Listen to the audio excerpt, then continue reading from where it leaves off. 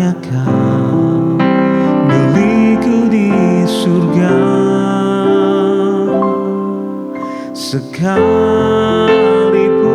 dagingku lenyap, hatiku lelah tak berdaya. Ku sembah Engkau, Allah yang perkasa. Ku sanjung tinggi nama-Mu di hidupku, Tuhan, tiada yang lain. Hanya Kau satu di hatiku.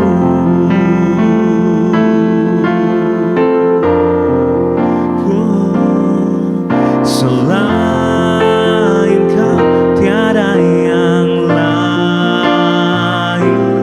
Hanya Kau milikku di surga.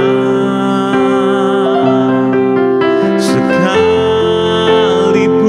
dagingku lenyap, hatiku lelah tak berdaya.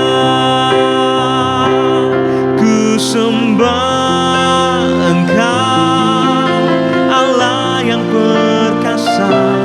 Ku sanjung tinggi nama-Mu di hidupku, Tuhan, tiada yang lain. Hanya Kau satu di hatiku. Ku sembah Engkau, Allah yang perkasa. Ku sanjung tinggi nama-Mu di hidupku, Tuhan, tiada yang lain. Hanya Kau satu di hatiku. Oh, hanya Kau satu di hatiku. Hanya Kau satu di hatiku.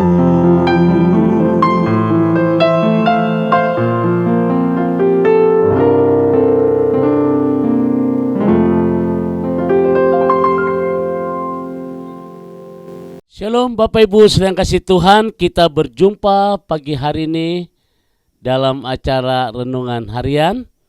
Dan kembali kita akan diberkati oleh kebenaran firman Tuhan. Jadikan hari ini hari yang terindah bersama dengan Tuhan. Hari ini kita siapkan waktu kita untuk diberkati. Maupun saya ingin kita semua hari ini hari yang luar biasa bersama dengan Tuhan. Jadikan hari ini hari yang terindah. Mari kita tundukkan hati kita di hadapan Tuhan. Kembali ya Tuhan, pagi hari ini kami boleh mengucap syukur untuk apa yang Tuhan berikan dalam kehidupan kami, khususnya pada hari ini. Sebelum kami melakukan segala aktivitas kami sehari-hari, kami akan diberkati melalui kebenaran firman Tuhan. Kiranya urapan dari Allah boleh turun atas kami dalam nama Tuhan Yesus. Haleluya. Amin. Bapak Ibu sedang kasih Tuhan, kembali saya akan melanjutkan bagian yang kedua, bagaimana mengalami berkat ekonomi di saat krisis saudara. Nah Bapak Ibu sedang kasih Tuhan, memang gara-gara pandemi ini semuanya kena imbasnya ya dalam segala hal saudara. Tapi jangan sampai membuat kita cemas, sekalipun dalam keadaan titik terendah. Saya percaya Tuhan tidak akan menjadikan kita tergeletak. Tuhan sanggup mengangkat kita. Kalau seandainya Bapak Ibu kena DBD, maka trombositnya hampir rendah 500. Setelah 500 baru dia naik kembali. Demikian juga dalam kehidupan kita. Nah, saudara yang kasih Tuhan, kemarin kita sudah berbicara bagaimana dalam keadaan krisis yang luar biasa, janda di Sarfat ternyata dia diberkati. Karena janda ini bukanlah seorang yang mudah menyerah, saudara, tapi janda ini seorang yang rajin, seorang yang luar biasa di tengah-tengah krisis ini.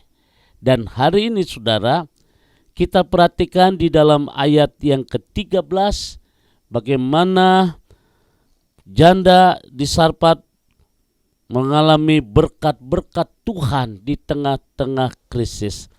Coba kita perhatikan di dalam ayat yang ke-11 dari firman Tuhan. 1 Raja-Raja pasal 17 ayat 11. Ketika perempuan itu pergi mengambil, ia berseru lagi, cobalah ambil juga bagiku sepotong roti. Saudara yang kasih Tuhan, ketika perempuan itu pergi mengambilnya, ia berseru lagi, cobalah ambil juga bagiku sepotong roti. Nah saudara yang kasih Tuhan, poin yang kedua, janda di Sarfat yang dalam keadaan kekurangan, ternyata dia diberkati di tengah-tengah krisis. Pada waktu dia bertemu dengan Elia, Elia minta segelas air dan juga Elia minta sepotong roti. Artinya saudara, yang kedua, bagaimana janda di Sarfat di tengah-tengah krisis dia mengalami berkat Tuhan. Karena janda ini punya hati yang rela menolong. Alkitab mengajarkan bahwa apa yang kita tabur, itulah yang akan kita tuai. Saudara yang kasih Tuhan, kalau kita menabur kasih, maka kita juga akan menuai kasih. Kalau kita menabur pertolongan, kita juga akan menuai pertolongan. Inilah yang disebut dengan investasi surgawi. Menabur itu tidak gampang. Harus mencucurkan air mata. Tetapi ketika kita menuai, kita bersorak-sorai sambil membawa berkasnya. Saudara yang kasih Tuhan, mungkin saudara bertanya begini, bagaimana saya dapat menolong sedang saya sendiri butuh pertolongan? Seringkali kalau kita menolong orang, punya ide seperti itu. Menolong tidak selamanya hanya dengan uang, tapi menolong bisa dengan tenaga. Menolong dapat dengan memberi dukungan dan semangat kepada orang lain. Dan itulah merupakan pertolongan yang cukup bagi orang lain. Saudara, hari ini kita mempelajari satu sikap dari janda di Sarfat ini. Di atas kekurangan dia mau menolong. Janda ini suka punya hati yang rela menolong.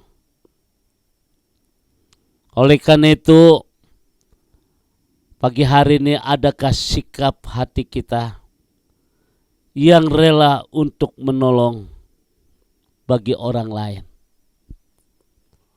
Menolong bukan hanya sekedar kita memberi uang, tapi menolong bisa dengan tenaga, dengan memberi dukungan dan semangat kepada orang lain. Itulah saudara yang kasih Tuhan, di tengah-tengah krisis yang sedang kita hadapi hari ini. Perubahan-perubahan yang mungkin kita tidak inginkan terjadi dampak dari pandemi ini. Kalau saudara suka menolong orang lain, maka kita akan menerima berkat yang luar biasa. Oleh karena itu, lakukanlah tabur tuai. Apa yang kita tabur, itulah yang akan kita tuai. Saya percaya saudara tidak akan kekurangan. Saya terlalu yakin saudara bisa mengatasi krisis ini. Dan akhirnya kita hidup yang berkecukupan. Kiranya Tuhan memberkati. Amin. Mari kita tundukkan hati kita. Kembali ya Tuhan, pagi hari ini kami bersyukur untuk satu renungan yang indah yang kami dengar hari ini.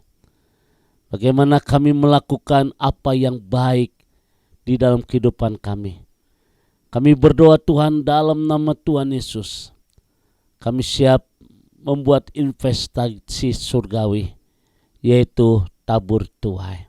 Kami percaya Tuhan, janda di Sarpat yang miskin, yang mengalami kekurangan, akhirnya diberkati dengan berkelimpahan. Dan kami percaya juga, kami pun akan menerima hak yang sama. Tuhan berkati kami, diberikan kemampuan untuk kami bisa menolong orang lain. Di dalam nama Tuhan Yesus. Haleluya. Amin. Saudara yang kasih Tuhan, kembali saya ucapkan selamat beraktivitas. Tetap semangat di dalam Tuhan. Kiranya Tuhan memberkati. Jaga kesehatan, optimis, yakin bagi Tuhan tidak ada perkara yang mustahil. Sekarang arahkan hatimu, angkat kedua tanganmu, dan terimalah berkat dari Tuhan. Kasih, kemurahan, damai, sejahtera dari Allah Bapa di surga. Cinta kasih dari Tuhan kita Yesus Kristus di dalam persekutuan Roh Kudus memberkati kita semua hari ini sampai Maranatha. Tuhan Yesus akan datang kembali. Yang diberkati berkata, amin.